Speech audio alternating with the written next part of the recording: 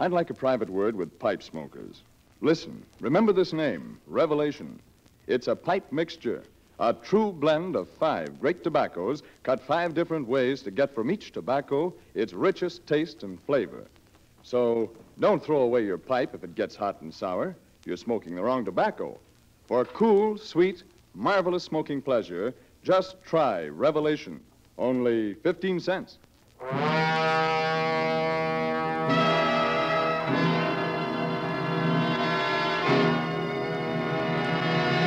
Johnny presents the Ginny Simms program with the Bombardiers, Edgar Fairchild and his orchestra, and the greatest guest stars in the world. Tonight, it's Naval ROTC cadet Jim Hardy, quarterback of the Trojans who made football history in the Rose Bowl on New Year's Day. Also, Private First Class Richard Lockman, one of the... Duffy, that feud's just on the surface. Sure, down underneath they hate each other. Well, Alan's jealous, you see, because Benny steals all his stuff. Why, sure. Alan was cheap long before Benny. Hey, look, Duffy, I'm just thinking, St. Patrick's Day is coming up. What about a guy like Alan to MC the pig roast? Huh? Not enough contrast, huh?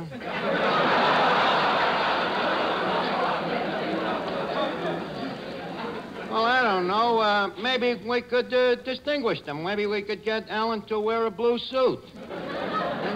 Okay, I'll talk to him about it. So long, Duffy.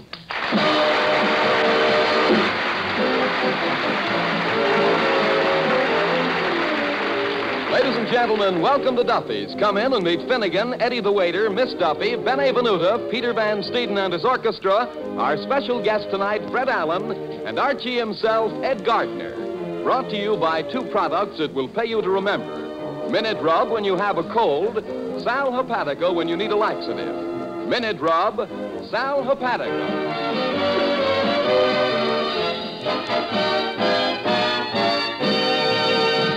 Hey, Eddie.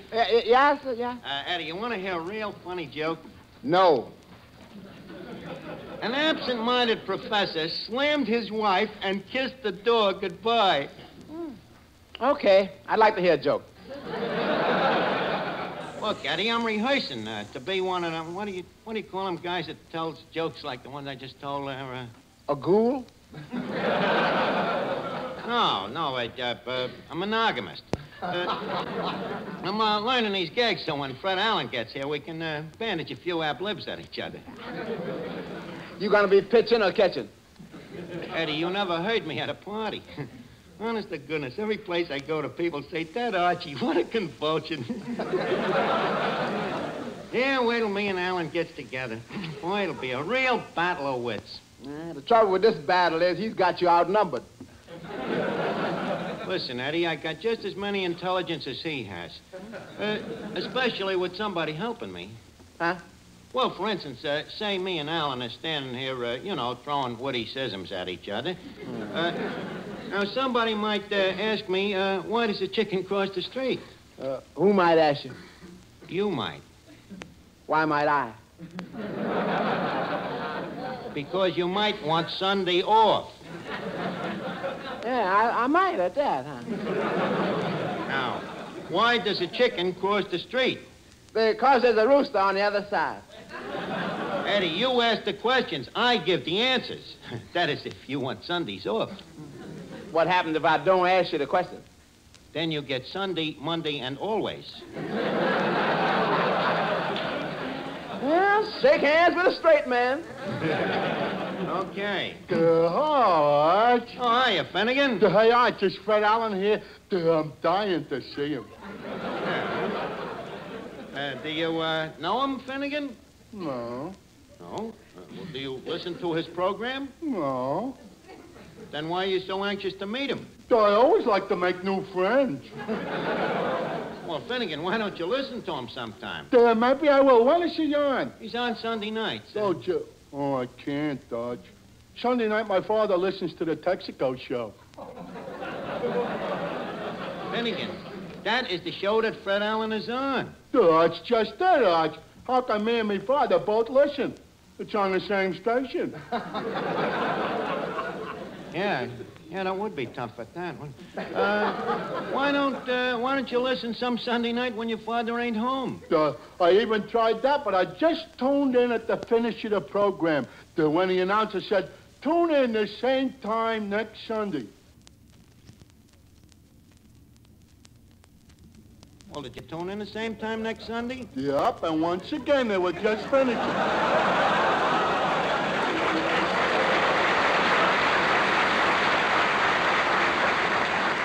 Hi, Arch.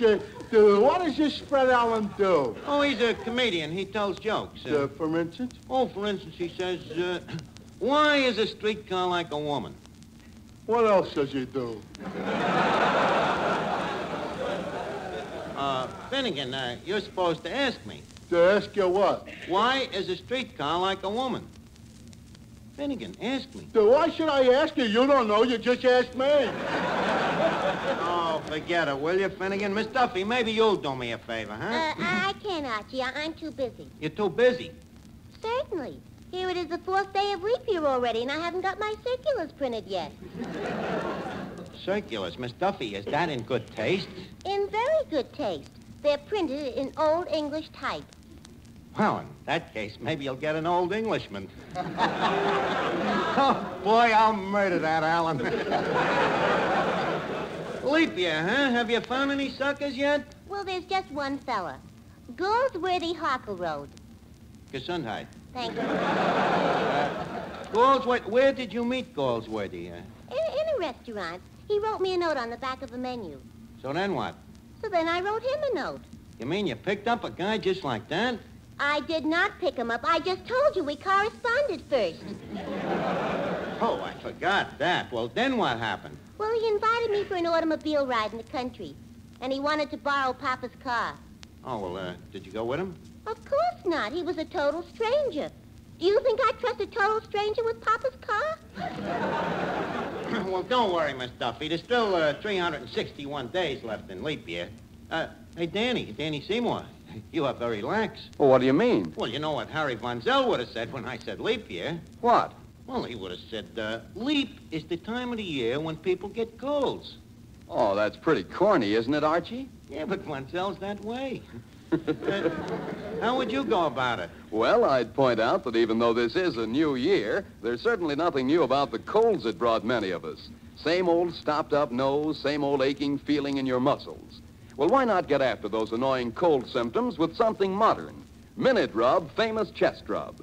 Just massage it briskly on your back and chest. Yes, that's all you do. And soon, in fact, even before you've finished, you feel a gratifying sensation of warmth as Minute Rub begins to soothe the discomfort and tightness caused by your cold. And meanwhile, Minute Rub gives off active menthol vapors that help relieve that stuffed-up feeling in your nose and throat. Minute Rub won't harm clothes or linens. It's greaseless, stainless, seems to disappear as you rub it on. So get after your cold symptoms with this nationally famous chest rub that takes only a minute to use, that helps bring such fast relief. Minute Rub, M-I-N-I-T-R-U-B. Minute Rub.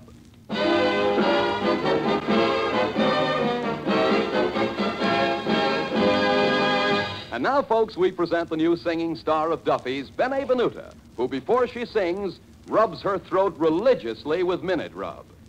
Archie, what goes on here? Oh, I'll do better for you, Benny. Please, Danny. Ladies and gentlemen, we now have the great honor of presenting that distinguished female vocal chanteuse, the singing vocalist of such vocal hits on Broadway as By Jupiter, Kiss the Boys Goodbye, and et cetera, and set.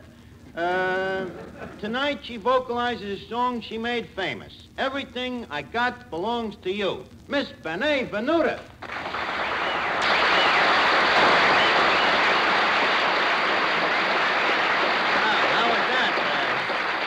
Wasn't that better, Bene? Oh, yes. That's fine.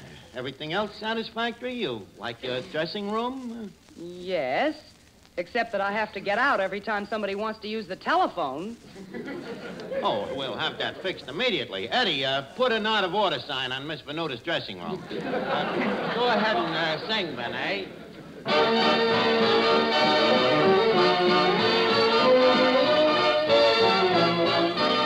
I have eyes eyes for you to give you dirty looks. I have words that do not come from children's books. There's a trick with a knife I'm learning to do, and everything I've got belongs to you. I've a powerful anesthesia in my fists, and the perfect wrist to give your neck a twist. There are hammerlock holes, I've mastered a few, and everything I've got belongs to you. Share for share, share alike. You get struck each time I strike. You for me for me. I'll give you plenty of nothing. I'm not yours for better, but for worse. And I've learned to give the well-known witch's curse. I've a terrible tongue, a temper for two, and everything I've got belongs to you.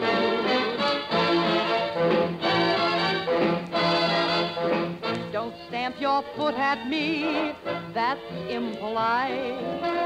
To stamp your foot at me is not quite right. All I discover is you're not so fine. I fear my lover is a swine. You're a living proof that Frank Buck's still alive. You haven't brains enough for any child of 5. But I'll never let go. You'll never be free till everything you've got belongs. Everything you've got belongs. Everything you've got belongs to me.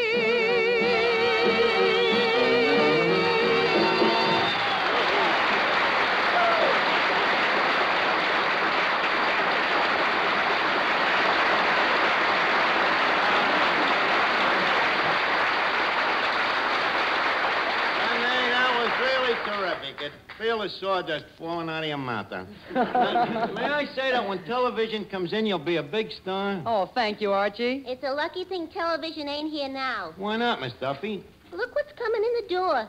Fred Allen.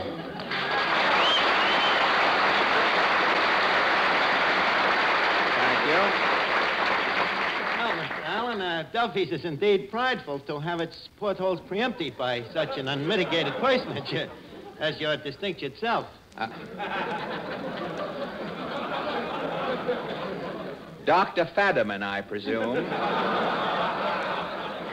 Yeah, Fred, I'm glad you're surprised to find out I bet you're surprised to find out I ain't no bum, huh?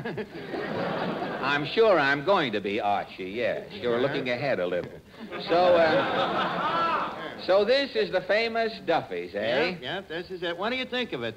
Well, I have been in a lot of dumps, Archie.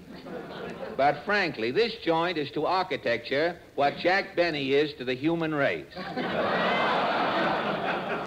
Who is responsible for the decor here? The decor, Capital D, decor. Yeah. Oh, I am responsible. South with that decor. little narrow nose, I didn't think you'd smell it.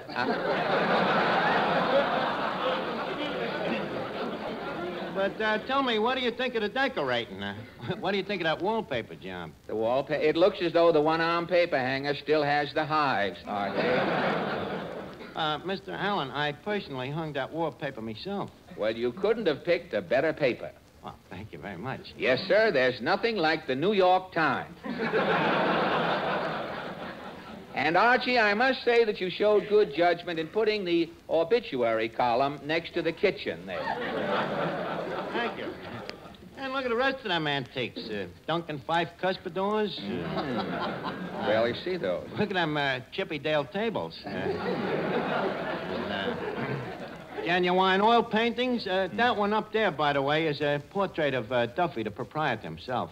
Say, he looks like Sitting Bull looked before he sat down, doesn't he? And these cracks in the wall, Archie, what are these? Air conditioning for the termites? Mr. Allen, Duffy's does not cater to termites. You mean even termites refuse to eat in here? Please, no cracks about the food. We may not serve partridge on peasant, but the food is very nourishing. It's nourishing, eh? Do you know who eats here? Who? Frank Sinatra.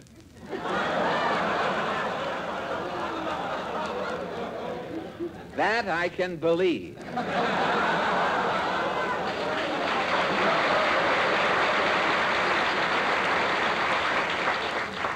He is a real disciple of malnutrition. Yes, sir, and he's got us to thank for it. Yeah, a lot of big shots eat here. You see that guy over there? That's Crud-Face Clifford, the safecracker, strictly Park Avenue. Oh, a Ritz cracker, hey? Yeah, great dynamite man, very delicate artist, too. I have seen Crud-Face take a pinch of TNT and open a can of sardines.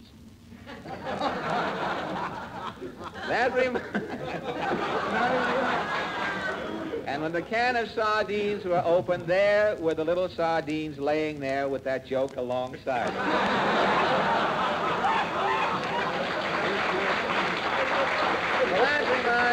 With eggs. That reminds me, I knew a safecracker once, Archie. One Halloween, purely as a prank, mark you, I put a little bicarbonate of soda in with his nitroglycerin. What happened? That night, don't anticipate. You heard it the first show. Now you're laughing before we get there. It's better as it goes along, I hope. I put a little bicarbonate of soda in his nitroglycerin, and that night, for the first time in history, a bank burped. Must have been very embarrassing. A bank naturally couldn't say, pardon me. No, it was just one of those corny exchange banks, you know. Couldn't have been no cornier exchange than this. Oh, Mr. Allen. Well, as I live and breathe, if it isn't Archie, what is it? Oh, this is Miss Duffy, Fred, and take a tip. Watch out. What do you mean, Archie? This dame carries around a marriage license made out to her and to whom it may concern. Miss Duffy, Archie tells me that you've entered yourself in the leap year derby for fillies. Yeah, and the way she's been running, you'd think she was owned by Bing Crosby. You two talk like I was a horse. Now listen, Archie, if I was to tell you exactly... Now, little lady, don't get excited. You might pull a tendon. Save your wind for the track. I will have you two know that I am no horse. What'll we do with her, Fred? Slap a saddle on her and put her in a claiming race. I would... That's the trouble with her. Nobody'll claim her. Oh, you. Well, so you're Fred Allen. That's right. By her relatives, I'm called Portland Hoffer's husband. And you are? Clifton Finnegan. Clifton Finnegan. So you're Fred Allen. Boy, no wonder you make so many people laugh. Look at you. Finnegan. Please, that is ill mannered. Yeah. Mr. Allen is not responsible for his ghastly looks. Thank you, Archie. Say, that's a good trick you've got. What's that? Talking to your nose like that. It must be hard to slip the words past your adenoids. How you do it? I use small words. Of course, if I feel a big word coming on, I give it both nostrils. And then I push it through with hyphens on occasion. It's very simple, really. Excuse me, Fred. Sure. Hello? Hello, Duffy. Huh? Yeah, Alan's here. The bags? Brother, has he got 'em? Yeah, looks like his eyes is waiting for a red cap. No, I ain't asked him about the pig roast yet. Okay, I'll approach him, Duffy. Call me back. Fred, I'll be blunt. How would you like to make a fast buck MC in a pig roast? Sounds like a greasy buck to me, Archie. What is this pig roast? Well, it's Duffy's spring semi-annual St. Patrick's Day music hall and pig roast. Sounds gala. Oh, yeah, sure, all Irish. Now, how about you MCing it? Now, wait a minute. Don't rush me into it. What about the salary? $5 and all the pig you can stomach. $5. Now, let me see. 10%, that's 50 cents goes to my agent out of the $5. Don't forget the pig. Don't worry. He'll be around to collect his commission in the morning. Well, Fred, $5 ain't nothing to be sneezed at. $5? I can make more money than that peddling Wilkie buttons to Roosevelt. You could, huh? Just a minute. Hello? Hello, Duffy. You won't take the 5. Duffy, I don't blame that guy. He's a big radio star, a picture star, a famous stage actor. Well, how kind can we go? Well, it's a little more like it. So long. What's the offer? $6.50. Well, look, is that European plan or with pig? This American plan, you eat before you get there. Oh, I see. Now, Fred, when would you like to audition for this pig roast? You mean I have to audition for this swine soiree? Well, not for me. It's for Duffy, you Oh. know. He always chooses his own pigs and masters the ceremonies. Uh-huh. So what do you say, Fred? What do I say? Yeah. Oink. What did you say? I said oink. Let me take a look at your knuckles, Fred. $6.50. Oh, say, Mr. Allen, didn't you once work for Sal Hepatica? Yes, Mr. Seymour, and it looks as though I'm going to work for even less here in a minute. Oh, Mr. Allen, weren't they wonderful people to work for? Well, now as I know you loved it. Well, tell me, what do you do for the Salopatica people? Go ahead, Danny. Show 'em. Ladies and gentlemen, it's certainly true that sometimes the best-laid plans can go astray when something unexpected happens.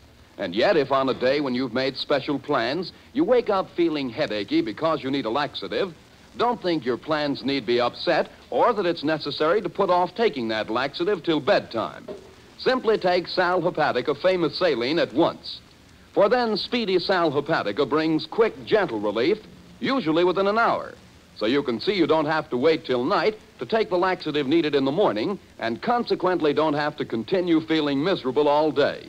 And Sal Hepatica, don't forget, has this additional advantage. Sparkling Sal Hepatica also helps sweeten an upset stomach by helping to reduce excess gastric acidity. So before another day goes by, stop at your drugstore for a bottle of Sal Hepatica. Remembering this, caution, use only as directed. Then, whenever you need a laxative, morning, noon, or night, see if you don't feel better, faster, when you take gentle, speedy Sal Hepatica.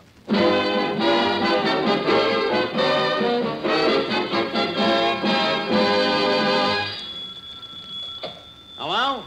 Hello, Duffy. Huh? First, you want him to fill out the questionnaire? Okay. Fred, would you mind answering some questions? All right. First, your name. Fred Allen. Uh-huh. Occupation? Part-time gasoline salesman. Uh-huh. Social Security? I'm already collecting it. Obviously. Next, any hobbies? I can spin a yo-yo. Can spin a... how do you spell yo-yo? Y-O. Well, that's just the one, yo. How about the other one? Likewise, I'm sure. Any other talents? Juggling. Juggling will be handy. The MC has to wait on tables, too. Anything else? Well, I sing and play the clarinet. Sing and play a clarinet, huh? Excuse me. Hello? Duffy, you all ready for the audition? Well, he says he sings and plays the clarinet. Okay, listen in. Van Steeden. Yeah? Loan Mr. Allen the lend of a clarinet, will you? Okay. Here you are, Mr. Allen. Thank you. Say, isn't that strange? I have a clarinet just like this one at home. Mr. Van Steeden, didn't you used to have the band on my program? Yep, and I quit. Why did you quit, Pete? Some rat swiped a clarinet. Well, I'll see that you get this one back. Okay, Fred, leave us start the audition. What All right. song do you think would be apropos for a pig roast? Pig roast. Pig roast? How about something from Porky and Bess? Or So Sweet You Are? Or While Strolling Through the Pork One Day? While strolling Well, Duffy don't mind what you sing, you know, as long as it's When Irish Eyes Are Smiling. All right. When I retire, though smiling, all the world seems bright and gay. And the Hello? Just a second. Huh? Okay, Duffy. And now, Fred, for the clarinet. But I hardly sang. You ain't kidding. But maybe you should rest your nose a bit, huh? Leave us have the clarinet. Well, what'll I play, Archie? Well, I wrote a song called Leave Us Face It, We're in Love. Archie, I heard that song. What do you want to do? Turn this clarinet into a plunger?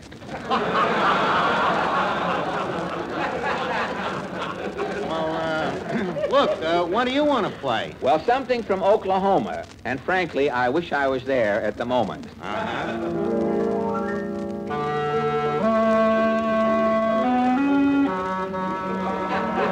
He even plays this through his nose.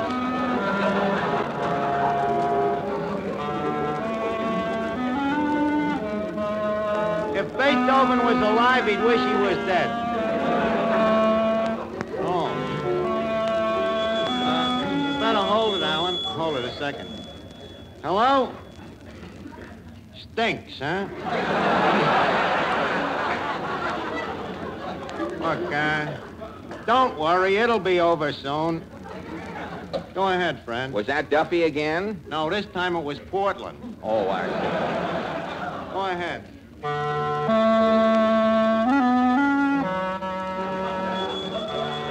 Fred, Fred, couldn't you control...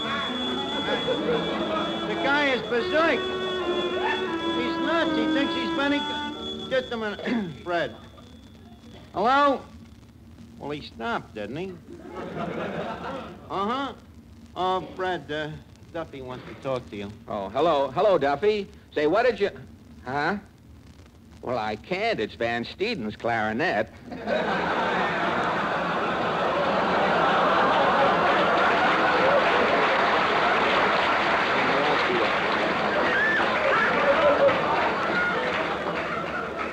me that phone a minute.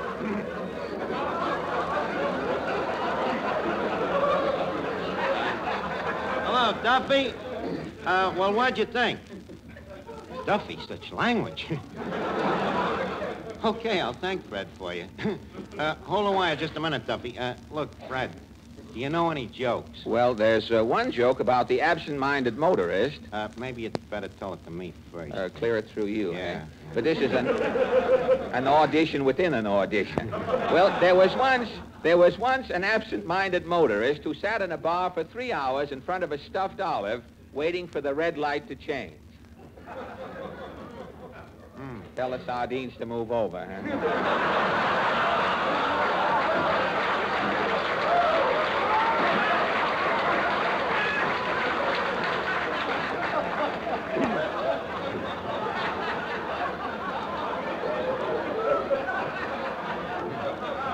Look, Duffy, what do we need a writer for? I mean an MC.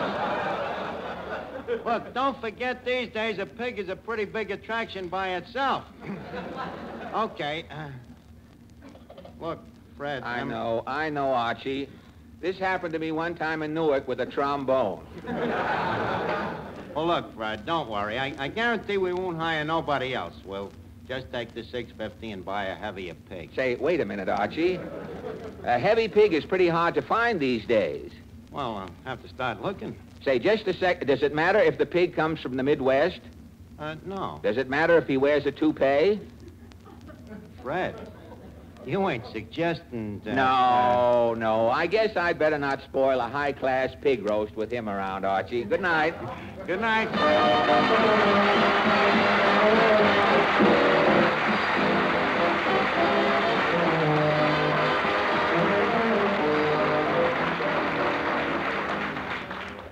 Hello, Duffy's. Hello, Duffy.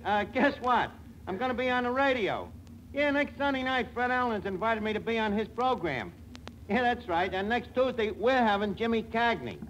Yeah, Duffy, and Cagney's got that same Irish wit that Fred Allen has. Hello? Hello? He hung up.